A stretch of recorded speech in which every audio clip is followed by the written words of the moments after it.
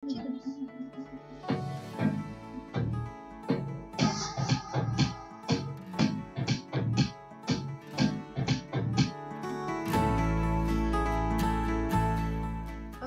bismillahirrahmanirrahim. Assalamualaikum warahmatullahi wabarakatuh. Alhamdulillah hari ini kita bertemu kembali di mata pelajaran tematik, khususnya untuk mata pelajaran PKN ya. Oke, hari ini kita akan melanjutkan kembali pembelajaran kita tentang masih berhubungan dengan nilai-nilai yang berkaitan dengan Pancasila.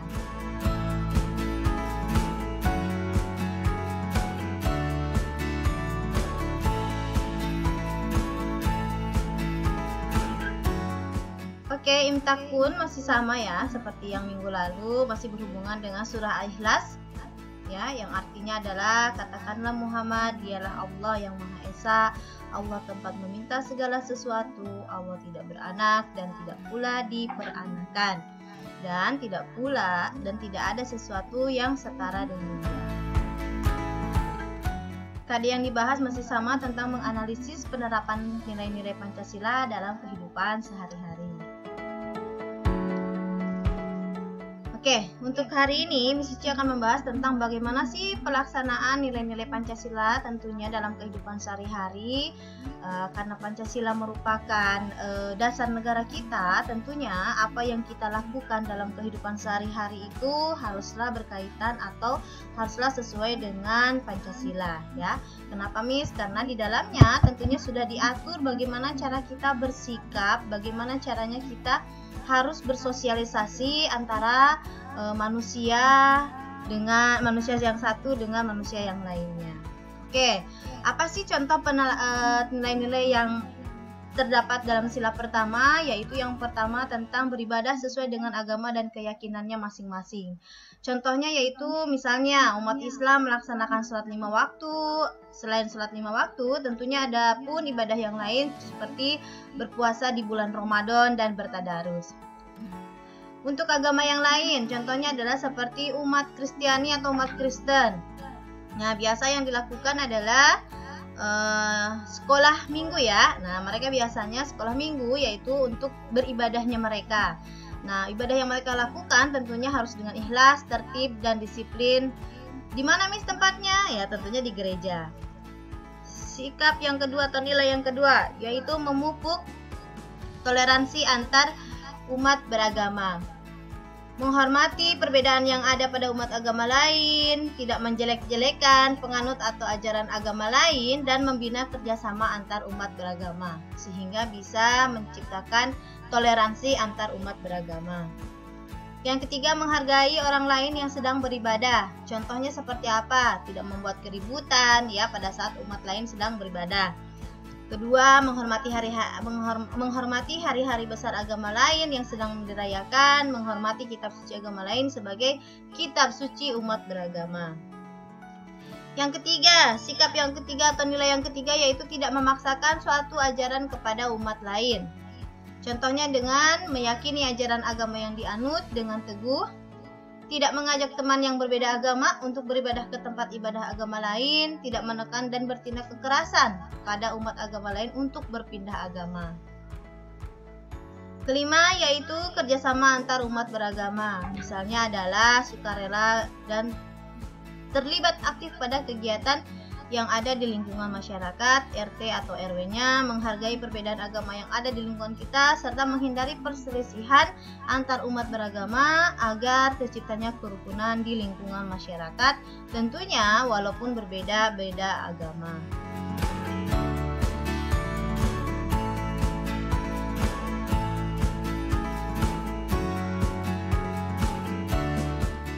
Nah, bagaimana dengan sila kedua? Oke, sila kedua dari Pancasila yang bunyinya kemanusiaan yang adil dan beradab. Contoh-contoh dari nilai pelaksanaannya adalah yang pertama yaitu menghargai persamaan derajat dan hak dan kewajiban antar sesama manusia. Contohnya yaitu meyakini ajaran agama yang dianut, tidak mengajak teman yang berbeda agama, tidak menekan dan bertindak kekerasan. 2. Tidak bersikap semena-mena kepada orang lain. Contohnya itu tidak meremehkan, ya, tidak menganggap kecil orang lain, mau dia orang miskin, mau dia orang kaya, tidak menganggap remeh atau tidak menganggap itu menjadi suatu hal yang menurut kita mudah, ya. Kedua, bersikap rendah hati kepada siapapun. Tidak bersikap sombong saat diberikan amanah ketika dia menjadi pemimpin. Ketiga, memperlakukan orang lain secara adil. Contohnya tidak membedakan perlakuan dan kasih sayang kepada masing-masing anak, bersikap kepada sama manusia tanpa melihat perbedaan suku, agama, dan golongan. Yang ketiga, melakukan perdagangan dengan jujur tanpa mengurangi takaran timbangan, atau biasanya ada pedagang yang melakukan kecurangan, ya. Mau dia untung yang banyak tapi dia melakukan hal yang dengan cara yang salah.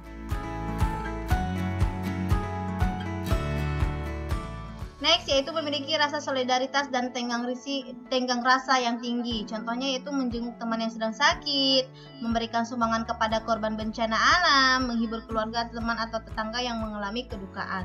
Menghibur bukan berarti kita lucu-lucuan, ya, tapi misalnya adalah dengan memberikan sedikit hiburan, ya. Contohnya misalnya kita datang ke rumahnya setiap hari, ya, atau 2 hari sekali, memberikan dukungan, ya, memberikan support kepada keluarga ataupun teman ataupun tetangga yang mengalami kedukaan. Next, yaitu saling menghargai hak asasi manusia atau orang lain. Contohnya yaitu tidak memaksakan kehendak kepada orang lain.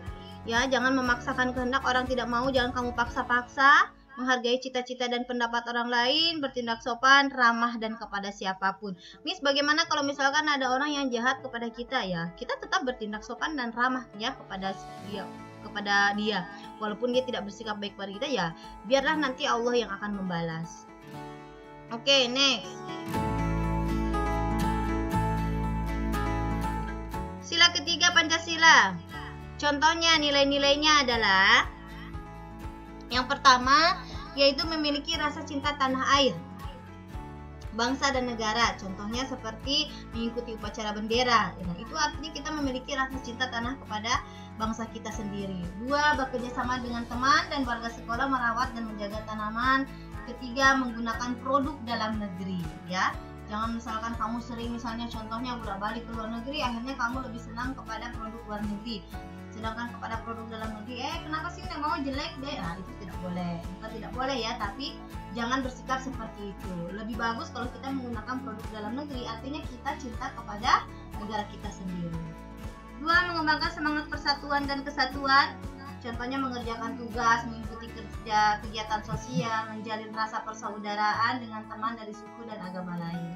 3, rela berkorban demi bangsa dan negara. Contohnya yaitu menjaga kerukunan dimanapun berada, mendamaikan teman atau kelompok yang sedang bermusuhan. Nah, ya, berlatih dengan tekun untuk lomba yang mengharumkan nama bangsa. 4, bangga sebagai bagian dari bangsa Indonesia. Dengan cara apa, Miss? Ya, tentunya kita harus belajar dengan giat. Untuk apa? Untuk meraih prestasi. Kedua, melestarikan budaya tradisional Indonesia. Ketiga, yaitu mengikuti lomba-lomba tingkat daerah maupun internasional. Nah, melestarikan budaya tradisional Indonesia inilah yang biasanya sangat sudah tidak ada lagi, ya. Kenapa, Miss? Karena tertutupi oleh zaman modern. Akhirnya, ya, kelestarian budaya sendiri itu hilang dan bahkan tidak dilakukan kembali. Nah, silahkan kamu lihat video berikut ini. Bagaimana pendapatmu setelah menonton video ini?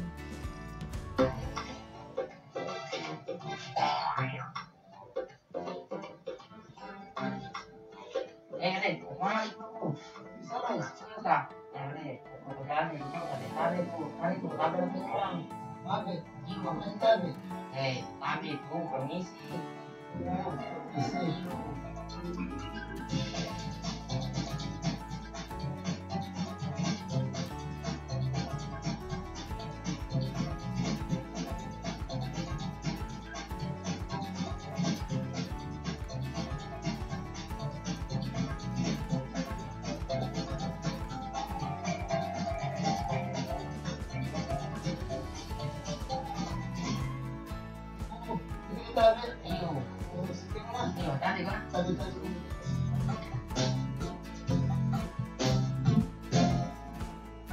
Ya, oke. Kita bisa lihat ya dari video yang tadi bahwa mudah ini sebenarnya budaya ini ya, bahkan tidak dilakukan dengan hal yang sulit, tapi banyak sekali sekarang orang yang lupa akan budaya tabe atau permisi, padahal ini sudah dilakukan oleh orang-orang pada saat zaman dulu ya. Orang yang misalkan seperti kita lebih muda dibandingkan bertemu dengan orang yang lebih tua, ya kita usahakan untuk bilang atau menyebutkan permisi atau tabe ya. Oke, yakin anak-anak MUIS tidak melakukan seperti itu. Jika kita misalkan berhadapan dengan guru ya, dengan orang tua kalian, dengan kakak kalian, om, tante, orang yang lebih tua, silahkan boleh kamu bukan boleh ya, tapi harus membudayakan yang namanya tabe atau permisi. Nah, bukan hanya untuk kepada orang yang lebih tua, tentunya ketika dengan teman pun seperti itu ya, apalagi kalau kita melewati teman itu di depan kita ya. Oke, jadi jangan lupa ya, sebagai orang Indonesia tentunya kita harus selalu melestarikan budaya bangsa kita sendiri. Itu mencerminkan bahwa kita itu sedang melakukan sikap yang sesuai dengan sila ketiga ya. Oke, kalau untuk selanjutnya adalah ya sila keempat. Contoh nilainya yaitu mengutamakan kepentingan negara dan masyarakat, tidak memaksakan kehendak. Keputusan musyawarah yang diambil tentunya harus dilaksanakan dengan benar dan dapat dipertanggungjawabkan. Next, sila kelima, yaitu bersikap adil terhadap orang lain. Contohnya membagi tugas, tidak memihak seseorang, pemimpin yang bersikap adil terhadap bawahan. Tidak bersikap boros ya, mentang-mentang kamu misalnya banyak uangnya, kamu bersikap boros, saya mau biar midai karena uangku banyak. Nah, itu tidak boleh ya. Tetap kita harus berhemat karena tidak tahu kapan sesuatu itu akan menimpa kita, yang akhirnya mungkin kita tidak punya lagi uang, kita tidak punya lagi harta. Nah, bagaimana cara sikapnya? Ya tentunya dengan berhemat ya. Suka bekerja keras, menghargai hasil karya orang lain ya, misalkan memberikan apresiasi yang tinggi atau prestasi, menghindari sikap plagiat atau suka mencontek, dan kreatif dalam berkarya. Nah, apa sih Miss antara hubungannya? Ternyata kalau kita pelajari semua itu, tentunya antara sila pertama dengan sila kelima itu saling berkaitan antara satu yang lain, bahwa ternyata sila pertama itu adalah merupakan input atau penerimaan pertama ya. Prosesnya ada di mana, Miss? Prosesnya ada di sila kedua, sila ketiga, dan sila keempat yang bisa menghasilkan di dalam sila kelima. Kalau kamu bisa melakukan segala sikapnya itu, maka insya Allah kamu akan menghasilkan yang baik. Kenapa? Karena Pancasila tidak dapat dilaksanakan secara terpisah-pisah, karena satu kesatuan utuh dan saling berkaitan. Sila-sila dalam Pancasila adalah rangkaian kesatuan bulat sehingga tidak dapat dipisahkan satu sama lain atau tidak dapat dibagi-bagi. Kedudukan Pancasila sebagai dasar negara dan ideologi merupakan kesepakatan yang sudah final ya, karena mampu mempersatukan perbedaan-perbedaan pandangan. Artinya Pancasila telah diterima oleh seluruh lapisan masyarakat Indonesia. Sebagai warga negara tentunya harus menunjukkan sikap menghargai nilai-nilai Pancasila dalam berbagai aspek kenegaraan. Bila dasar negara diganti berakibat bangunan negara Indonesia runtuh, mempertahankan Pancasila adalah tanggung jawab bersama antara pemerintah dan rakyat Indonesia. Untuk itu bisa harapkan bahwa anak MUIS bisa melakukan sikap-sikap yang sesuai dengan Pancasila. Oke, pertemuan hari ini Miss Uci cukupkan sekian. Nanti kita akan bertemu kembali untuk membahas materi selanjutnya ya. Oke, kita tutup pertemuan hari ini dengan mengucapkan hamdalah bersama-sama. Alhamdulillahirabbil alamin. Silahkan kamu mereview kembali pembelajarannya, kamu baca-baca kembali supaya kamu lebih paham lagi tentang bagaimana sih nilai-nilai yang ada dalam Pancasila. Assalamualaikum.